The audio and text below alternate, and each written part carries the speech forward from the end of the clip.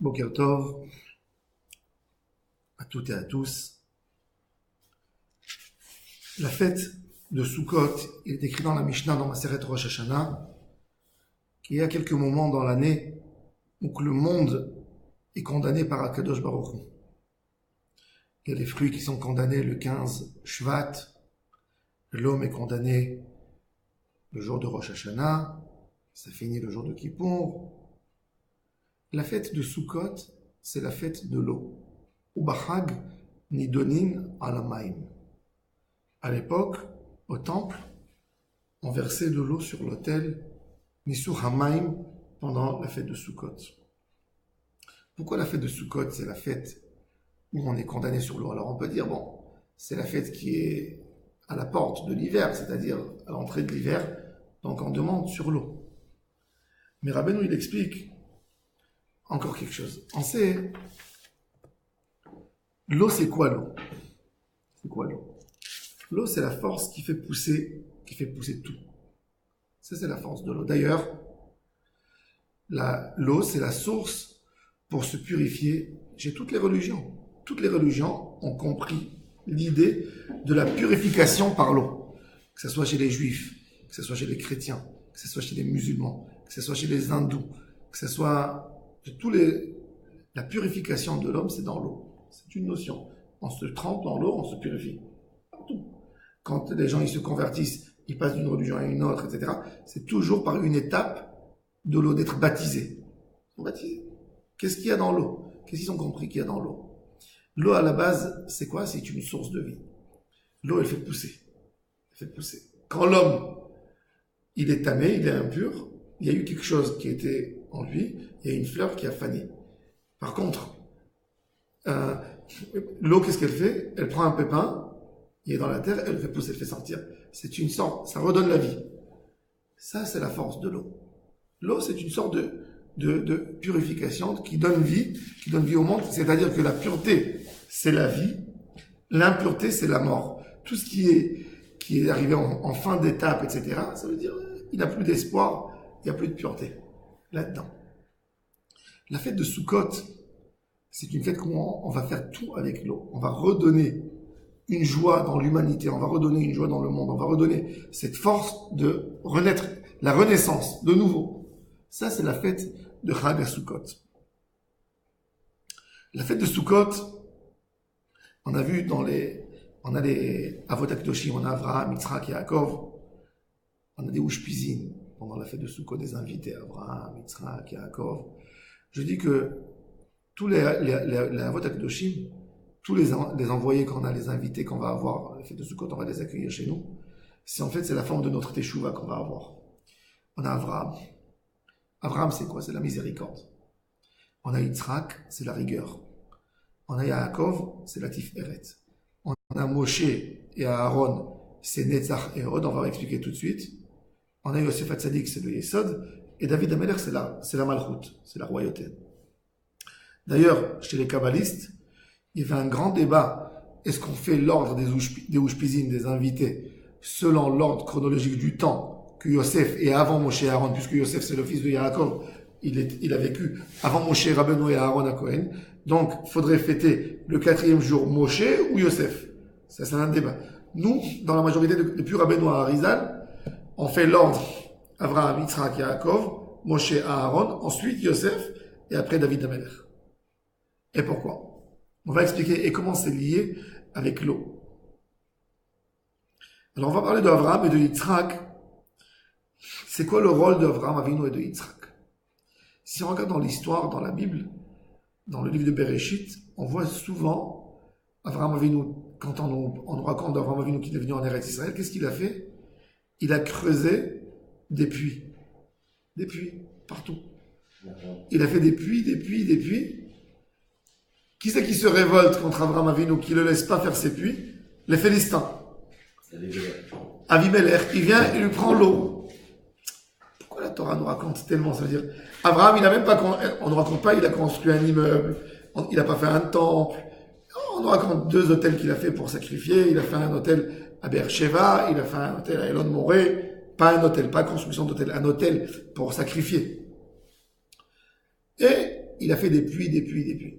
Yitzhak, il fait des puits. Chaque fois, il fait un puits. Les Philistins viennent, ils lui prennent le puits. Pourquoi la Torah nous raconte? C'est quoi ces puits qu'ils ont fait? Abraham Avinu et Yitzhak, les puits, c'est la croyance en Hachem, la Emouna. Abraham Avinu était le premier monothéiste du monde. Où il va, il essaye de dévoiler le nom d'Akadosh Baruch Hu. La Emouna, c'est la plus grande purification qu'un homme peut avoir. Pourquoi? Parce que la Emouna, je me trouve dans une situation où tout est bloqué, tout est fermé. C'est-à-dire que d'après les règles normales de ma vie, d'après la statistique, si je veux demander à quelqu'un, le soleil demain il va éclairer, est-ce que tu es sûr que le soleil demain va éclairer? Et non, je suis pas sûr. Mais statistique, si le ciel a éclairé pendant 5778 ans, il va éclairer même demain. Statistique. On est tellement dans le monde de statistiques que quoi? Que quand il y a un problème qui vient, je dis statistique, d'après le problème vu, la statistique que tel et tel problème, il a fait couler tant et tant de personnes, moi aussi je suis là-dedans. Donc la statistique, ça nous bloque tout espoir. Tu dis, je suis arrivé au bout. Et quoi? Ça te met dans un désespoir. La Emouna, c'est quoi la Emouna? J'y crois en Hachem, tout peut changer. Ça me redonne naissance. Ça, c'est la Emouna. Ça, c'est l'eau. Abraham Avinu, Kadosh Baruch Hu, il dit, je te donne cette terre d'Israël. Qu'est-ce que tu me donnes cette terre? Imaginez-vous qu'il y a un touriste, il descend de l'avion à Ben Gurion, il vient, il n'est pas israélien, il n'est rien du tout. Il descend, lui dit, tu vois Tel Aviv, tu vois les tours Azrieli, c'est à toi. Tu vois Jérusalem, toutes ces constructions, tout est à toi. Tu vois le Negev, tout est à toi. Donc, je suis même pas israélien, je suis même pas. Abraham Avinu, il passe dans la terre de Canaan, il descend de la Syrie, il rentre, il passe la Mésopotamie, il arrive en Syrie, il descend en Israël. Tout ce qu'il voit, Dieu lui dit, tu vois, mets tes yeux comme ça, regarde. Tout est à toi. Qu'est-ce que ça veut dire tout est à moi? Sa femme elle est morte. Une tombe, il fallait la payer 400 pièces. Il dit, oui, tout est à moi. C'est de la Emouna. La Emouna, encore une fois, c'est comparé à l'eau, qui refait pousser tout, l'espoir. Quand tu penses que tout est arrivé au bout, de la même manière que l'eau, elle vient, elle arrose, elle fait pousser Bechazara, de la même manière, la Emouna, elle te redonne cette force de vivre. Le gars, il a passé Kippour, il a passé Rosh Hashanah. Il se dit, peut-être, ça s'est mal passé en haut. Peut-être ça a bloqué. On lui dit, avec tout ce que tu as passé Kippour, tu penses que déjà tout a été écrit. Et ça y est, il n'y a plus rien qui peut changer. Il y a la Emouna, tu peux tout changer avec la fête de Sukkot. La Emouna, c'est quoi? La Emouna, en fait, l'inconnu. Mais si ça bien passé tant mieux, Mabrouk. Non mais alors, c'est quoi, ça consolide? Ça peut être encore mieux. Encore mieux. Mais ça peut pas baisser. Ça peut pas baisser. Oui, mais ça c'est la force.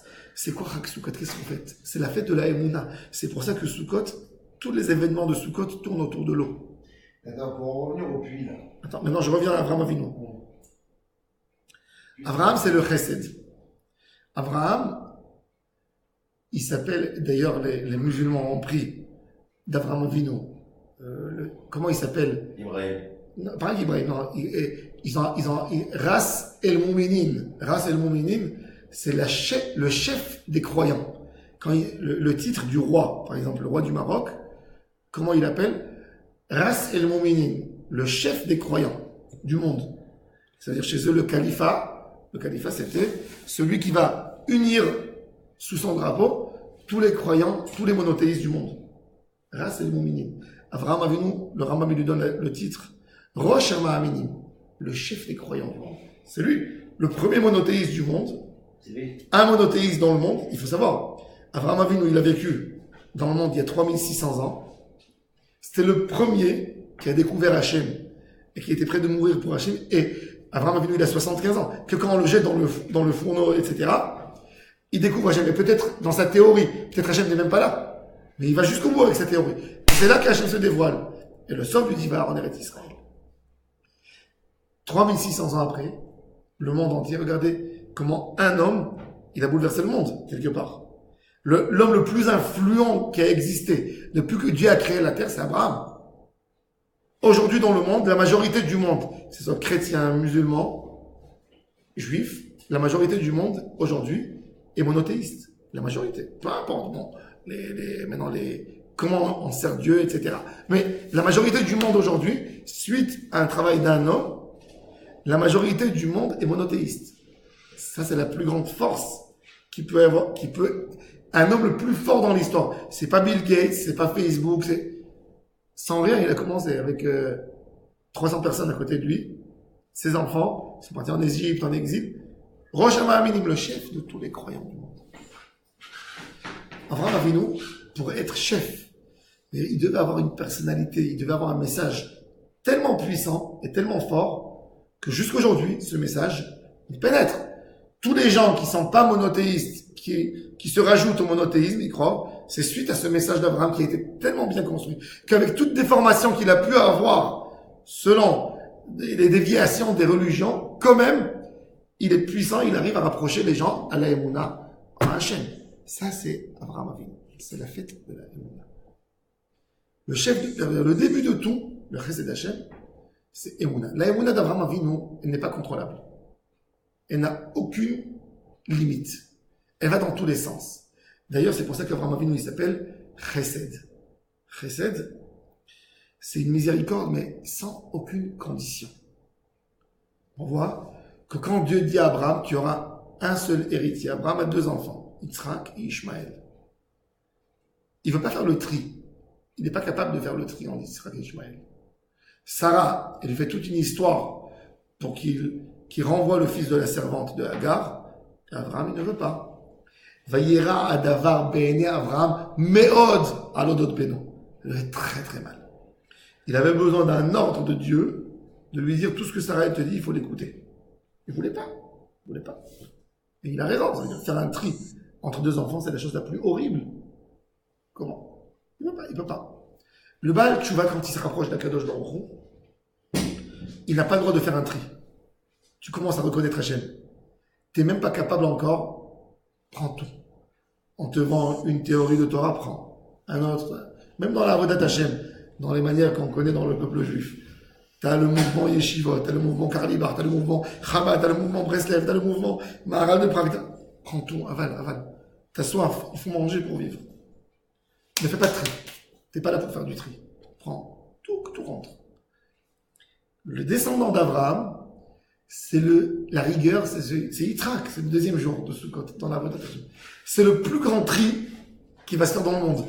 Yitzhak, a priori, il dit, quand il veut transmettre la braille, il dit, il y en a qu'un qui va le recevoir de mes 2 enfants. Ces 2 enfants, c'est à lui, d'une seule femme. C'est des jumeaux. Ils sont nés ensemble. Ça veut dire, il n'y a aucune raison de préférer un sur l'autre. C'est des jumeaux, ils sont nés la même chose, ils ont les mêmes capacités plus ou moins. Et Yitzhak, il dit, moi, je vais donner la bracha à un seul et pas aux 2. C'est le contraire d'Abraham. Abraham, il peut pas séparer des 2. Ça veut dire, il y a sa femme qui lui fait une histoire et Dieu lui dit, il faut l'écouter. Il veut pas. Il veut pas. Même quand Dieu lui dit, tu vas sacrifier ton fils, il dit lequel? Lequel? Il dit à Hachem, toi, tu penses qu'il y a un qui est mieux. Pour moi, il n'y a pas un qui est mieux. Et Dieu lui dit, ton fils, Yitzhak. Sinon, il veut pas. Yitzhak, il voulait donner... Yitzhak, il voulait donner la bracha à un seul enfant. Ben, c'est pour ça que Yaakov lui a fait il s'est déguisé à Esa pour recevoir la bracha. Autrement, il n'aurait pas reçu. Ça, c'est la rigueur. La rigueur, c'est quoi? C'est la séparation totale. Il va commencer à trier, il va séparer. Il va pas laisser le monde se propager. Akadosh Baruch Hu, quand il a créé le monde, dans l'idée, Hachem, il a dit, je veux qu'il y ait un monde avec tout ce qu'il y a dans le monde. Le globe. Le monde, il commence, imaginons, ça veut dire, j'essaie de l'imaginer pour comprendre. Le monde, il commence d'un point zéro, ce qu'ils appellent le Big Bang, ouais. Et il s'éparpille. Il grandit. Il se propage. C'est Chesed. Se propager. Quand le monde, il est en train de se propager, c'est que de l'abondance, de la miséricorde. Tout d'un coup, il y a la rigueur qui vient. Dieu lui dit, stop, arrête. Reste dans ses limites. Les limites des astres et de tout ce qu'il y a autour. Mais la galaxie reste ça veut dire la galaxie, dans l'infini de la galaxie, ça a une limite. Dans l'infini, la galaxie, elle a une limite. Dieu lui dit, stop, ici. Ça, c'est Shaddai, le mot Shaddai. Stop, dai, arrête. Yitzhak, comme il sait que le chesed, il va sans limite, et il fait bénéficier même les gens qui ne sont pas méritants. Yitzhak, qui est rigoureux, il vient, il stoppe. Il dit non. Il va prendre 2 personnes qui sont candidats, il va dire un des 2. Justement, tu dis qu'il ne veut pas faire bénéficier quelqu'un qui n'est pas méritant. Alors, comment il peut avoir voulu faire bénéficier ça? Bon, parce que pour lui, Esav, il a des caractères de Kibboud Avahem, etc. Mais dans l'idée, il veut séparer, il veut enlever, mettre un dehors. Il n'arrive pas. Il a le même caractère d'Abraham Avinu, qui veut tout donner, mais lui, il veut rien donner. L'opposé d'Abraham. Yitzhak, c'est l'opposé d'Abraham Avinu. Pourquoi c'est l'opposé? Parce que Yitzhak, du moment qu'il a été sacrifié, pour lui, le monde n'a aucune importance. C'est un homme qui pouvait perdre sa vie à l'âge de 37 ans, avant d'avoir un mariage, avant d'aimer une femme, avant de faire sa vie. Il était prêt d'être de la cendre. Pour lui, le monde n'a aucune valeur à ses yeux. Donc, pour lui de donner la bracha là ou là, on dit que dans la halakha, quand on faisait le Sanhedrin, un homme qui est vieux, il ne pouvait pas juger au Sanhedrin. Vous savez pourquoi? Un homme qui a 100 ans, un dayan arabe, il connaît toute la Torah, il a 100 ans, on lui dit au Sanhedrin, tu peux pas, quand il y a une affaire de vie, de peine de mort, tu juges pas. Pourquoi? Parce que le vieux qui a 100 ans, il est déjà dégoûté du monde. Il fait des sales nuits, il dort pas la nuit. Il mange, il sent pas le goût. Pour lui, de condamner quelqu'un à mort, c'est quoi? C'est rien. Et lui-même, il a plus le goût de la vie. Donc on lui dit, t'as pas le goût de la vie, tu peux pas condamner quelqu'un. Donc Yitzhak, quelque part, ça c'était sa rigueur. Le préféré des patriarches, c'est qui?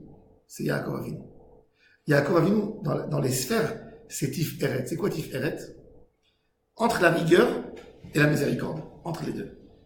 D'ailleurs, Yaakov Avinu, c'est le seul qu'avec toutes les catastrophes qu'il a eues avec ses enfants, il n'y en a pas un qui a lâché. Réhouven, l'histoire avec la femme avec Bila. Yehuda et Shimon et Lévi, ils ont vendu Yosef. Il a eu sa fille Dina. Il a eu des problèmes dans sa vie. C'est le seul que tous ses enfants, il en a 12. Il n'y en a pas un qui a quitté. Abraham, il a perdu un enfant, Ishmaël. Yitzhak, il a perdu un enfant, Esav. Ça veut dire, ils n'ont pas continué. Yaakov, il en a 12. En théorie, si on regarde par rapport au moins au patriarche Abraham et à Yitzhak, il aurait dû perdre 50% de ses enfants, minimum. Ça fait 6 dehors. Il n'y a rien. Le jour de sa mort, ils sont tous là autour de lui. Papa, on continue ton chemin. Dans ta voie à toi, dans ce que tu as demandé. C'est pour ça que Yaakov, c'est le plus grand équilibre. C'est Tif Eret. Tif Eret dans la Kabbalah, c'est l'équilibre entre la rigueur et la miséricorde. Ça, c'est Yaakov.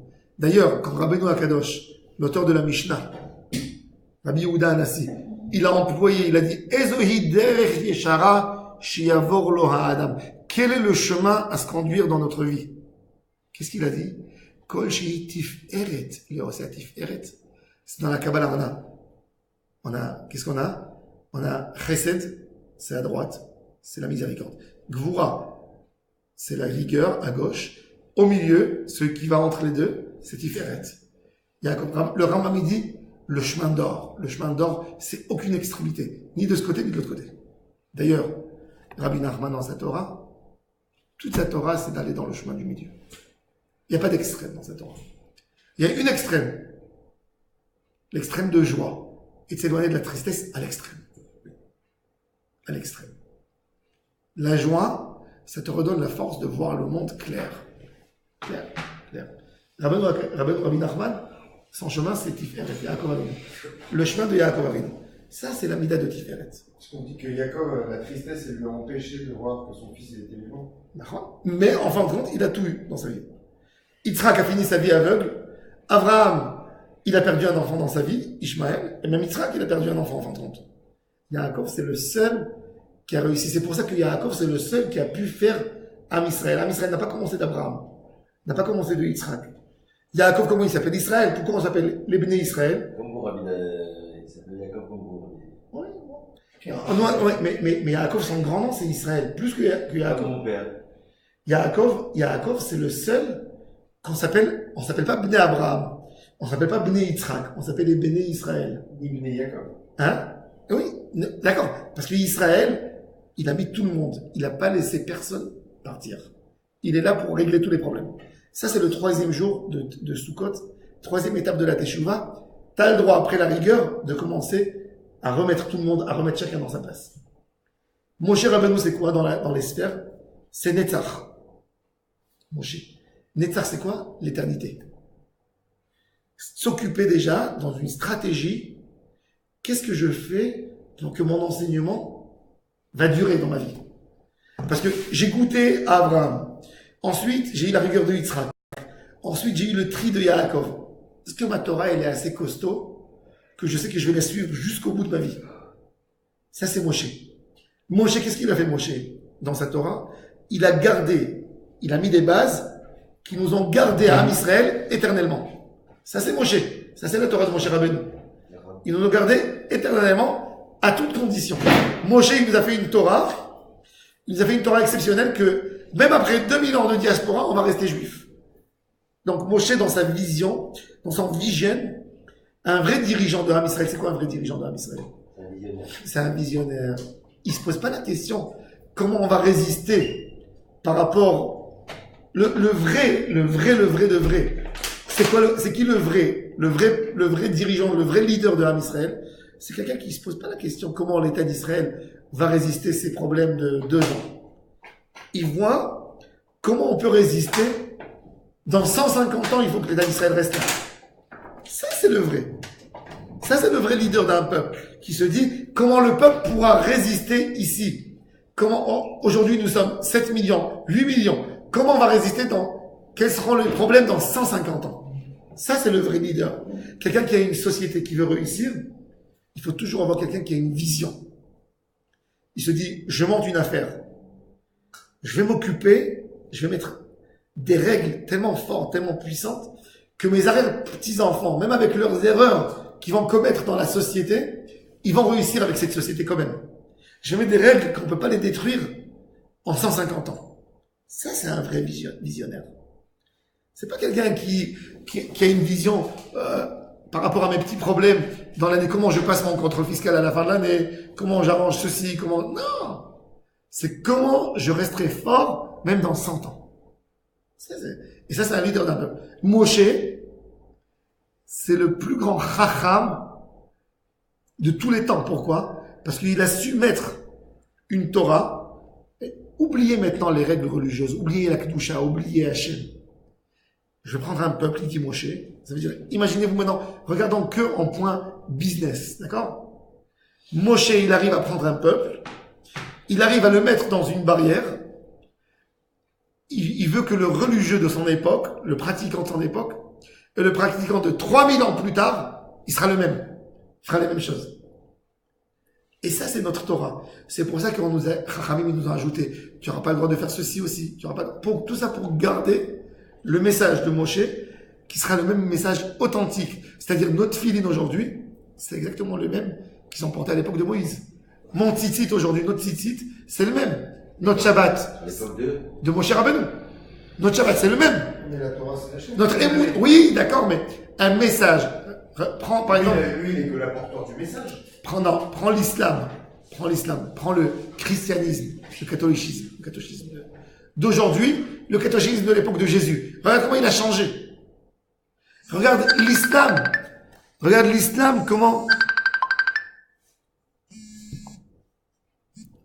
comment l'islam, il a changé complètement. C'est plus le même. Les fatwas, les choses sont tellement loin, c'est plus les mêmes coutumes qu'à l'époque de Mohammed, etc. Tout a changé. Dans la Torah, Moshe, c'est la Bechina de Netzach. Sa Torah est éternelle. Elle ne bouge pas dans aucun temps. Rien que déjà, point de vue sociétaire, il a la force de Moshe. Donc, le Baal Tshuva, qui veut se rapprocher à Hachem, donc après qu'il a fait Abraham, l'étape d'Abraham, Yitzhak et Yaakov, il fait Moshe. Il est en train de préserver son étude, sa dimension de Torah. Il représente une sphère, Moshe? Oui. Netzach. Netzach. La sphère de Netzach. Ensuite, Aaron. Rien qu'après que tu as eu le Netzach, tu vas faire Aaron. Aaron, c'est quoi? C'est les habits de Cohen. C'est là. Aaron, c'est Hod, le Hod. Hod, c'est la gloire, la beauté. Il va montrer. C'est pour ça que Aaron, il exprime ce qu'il y a à l'intérieur ou dans ses habits. Il a 8 habits spéciaux. Il a le pectoral, il a le tis en or, il a les habits. Il va maintenant essayer de ramener les gens. Il va essayer de montrer à l'extérieur ce qu'il y a en lui à l'intérieur. Ça veut dire, avant que tu aies arrivé à la 5e sphère du Hod, dans les 7 dernières, il faut que tu passes Chesed, Gvura, Tiferet, Netzach. Rien qu'après, tu vas montrer le Hod. Le Hod, il est dangereux. Pourquoi? Parce que quand tu montres dehors, des fois, ça peut venir sur le compte de ce qu'il y a à l'intérieur. Tu développes pas assez l'intérieur parce que tu t'es occupé à montrer dehors. Donc, tu t'es pas toujours alimenté pour pouvoir montrer dehors. C'est pour ça que la sphère d'après, c'est quoi? C'est Yosef. Yosef. Même que Yosef, dans la chronologie du temps, il devrait être avant Moshe et Aaron. Toujours, on te dit, quand tu fais une étape de montrer, de passer dehors, c'est-à-dire une société, elle fait beaucoup de publicité. Beaucoup, beaucoup, beaucoup. Il y a quelqu'un qui va faire, il a 50 articles à vendre, mais il fait une publicité qui va toucher 1 million de personnes. Mais il a rien à vendre, en réalité. S'ils vont venir, même s'ils vont venir 1% des gens qui ont été atteints par sa publicité, ils vont dire, vends-nous. On veut acheter. Il n'a pas. Donc il s'est montré faible, quelque part. C'est pour ça que la sphère de Yosef, c'est le Yesod, la base. On te dit, quand tu montres dehors, renforce tout de suite les bases. En même temps que tu montres, tu dois renforcer ce que tu as pour vendre. Ça, c'est la base du Yesod. Et c'est quoi le Yesod? C'est la Shmirat HaBrit Mila, la Kedusha. Toute la bracha qu'un homme peut avoir dans son business, dans son couple, dans l'éducation de ses enfants. Tout dépend de la Kedusha de la Brit Mila. La Brit Mila, c'était tentation à l'intérieur, personne qui voit. Entre toi et ton créateur, dans ton cerveau, ce qui se passe. Les idées qui te traversent l'esprit. C'est le Yesod. Quand tu es fort, quand tu as une base très puissante, il n'y a rien qui peut bouger. Un immeuble. Tu vois un immeuble. Des fois, tu peux voir un très grand building dehors. Mais il n'a pas de fondation profonde dans la terre. Un petit tremblement de terre, un petit séisme à 5 dans l'échelle de Richter, il tombe. Mais quand il a des bonnes bases, il a des bonnes racines profondes, comme un arbre qui a des racines très profondes, il bouge pas. Il bouge pas. Il bouge pas. Un roseau, il a des racines profondes dans la terre, un roseau avec tout ce qu'on voit. Il y a le vent qui vient, il bouge, il se remet. Ça, c'est la force des racines. Ça, c'est le Yesod. Tout ce qu'on a, toutes nos actions, c'est dû à nos pensées. Les pensées, c'est les racines de tout. Ça, c'est Yosef Hatzadik. Shmirat HaBrit. Yosef, c'est quoi? Quand on voit Yosef, qu'est-ce qu'il te dit? C'est quoi la force de Yosef? C'est dans le rêve. Le rêve, c'est le subconscient du subconscient. Il a rêvé un rêve, il raconte à ses frères. Vous savez ce que j'ai rêvé la nuit? J'ai rêvé que le ciel et la lune se prosternent.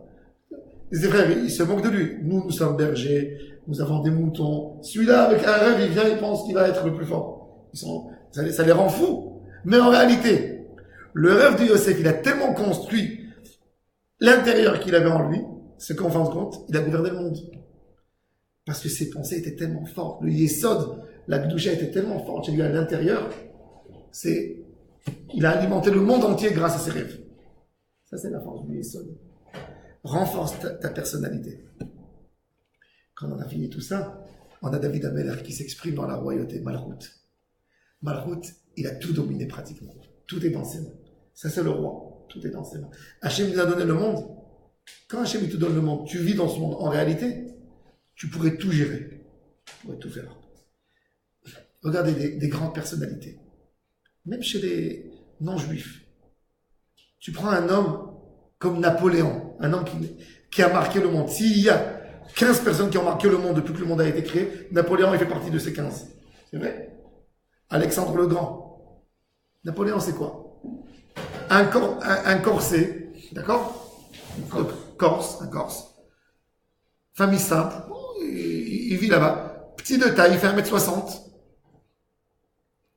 Il va faire la guerre comme un soldat, mais il a de grands rêves. Il a dominé le monde entier dans sa courte vie qui était il a changé le monde jusqu'aujourd'hui. Toute la démocratie, c'est Napoléon. Toutes les lois européennes, le codex français, c'est Napoléon qui l'a fait. Il a acquis le monde entier. Et bon, après, par des erreurs, lui-même qui n'était pas le vrai Napoléon, c'est pour ça qu'il est tombé. Mais Napoléon, c'est quoi? C'est une maîtrise totale de soi. Pour comprendre c'est quoi Napoléon, le Chafetz Chaim racontait. Napoléon, il n'a pas bu 36 heures. Il n'a pas bu de l'eau. Il avait soif dans le champ de bataille. Et on lui dit, il y a une source qui se trouve à 5 kilomètres. Napoléon, il marche avec ses soldats. Il arrive à la source. Et un de ses soldats, il prend un verre, il lui amène un verre d'eau. Napoléon, il prend le verre d'eau. Avant de boire, il dit, Napoléon, il a marché 5 kilomètres pour un verre d'eau. Il prend le verre, il verse. C'est ce qui a fait de Napoléon. C'est de penser avec toi. Si tu as su te dominer très fort, tu as su construire ta personnalité très fort, tu domineras le monde entier. Il n'y a plus rien qui peut t'empêcher. Tous les grands hommes dans la politique, dans tout, sont des gens déjà qui ont quand ils sont maîtrisés, ils ont fait une barrière autour d'eux, ils ont dit, moi, je fais pas ça, ou moi, je fais ça, ça change plus jamais. Qu'il soit seul, il a pas, c'est même en lui, c'est en lui. Il a décidé que pour être un homme fort, le temps, il sera à lui. Je me lève à 2 heures du matin pour faire ma avodat Hashem. Il n'y a personne qui peut me perturber. Un homme qui a réussi à le faire tout seul, un homme qui sait se maîtriser, quand il est tout seul à la maison, il dit, moi, je mange 2 fois dans la journée, temps et temps. Point. Il n'y a plus personne qui va me perturber. Aucune nourriture va m'embêter. Que ce soit la plus belle nourriture, qu'elle a la plus bonne odeur du monde. Ça, je mange tant. Point. Le Rambam dit, celui-là, il est dans le chemin d'acquérir le monde. Pourquoi? Parce que le monde, la majorité des gens dans le monde, c'est des troupeaux, c'est des gens qui ne savent pas se maîtriser. Et c'est pour ça qu'ils ont besoin toujours des gens qui les dirigent. Quand quelqu'un il sort dehors, déchaîné, il ne sait plus quoi acheter. Il va dans un supermarché, il dit, tiens, je prends ça. C'est quelqu'un qui a aucune logique. Les gens forts dans le monde, c'est des gens que eux, ils vont nous faire acheter et croire dans ce qu'ils veulent qu'on croit. Parce que eux, c'est des gens qui ont une stratégie très claire. C'est des gens qui ont réussi à se gérer eux-mêmes, ils vont nous gérer à nous. Quand quelqu'un il a passé les 6 étapes, il n'y a rien qui peut l'empêcher à la royauté, aux sphères de Malchut. C'est pour ça que les Zohar HaKadosh, quand il nous a donné l'ordre du tikkun, Sukkot est le tikkun du monde. Sukkot, c'est le tikkun de notre personnalité. Si on suit, on ouvre la porte pour recevoir le Ushpizin, on a Abraham qui est là, qui rentre. Rien qu'on ouvre la porte, laisse-le t'enseigner son message. Suis. Yitzhak, ouvre ta porte, essaye. Quand tu arriveras au 7e jour, tu seras déjà David Amelech. Tu seras déjà le roi qui peut gouverner le monde. Et comment tout revient? Tout revient avec la Emouna. C'est pour ça que Sukkot, c'est le Chag de la Emouna. Emouna, l'eau qui va nous faire sortir de nous des capacités extraordinaires qui vont nous faire pousser, tout fructifier. Je vous souhaite à tous une excellente journée. Chag Sukkot, Kasher, Mesameach, Amen, Amen.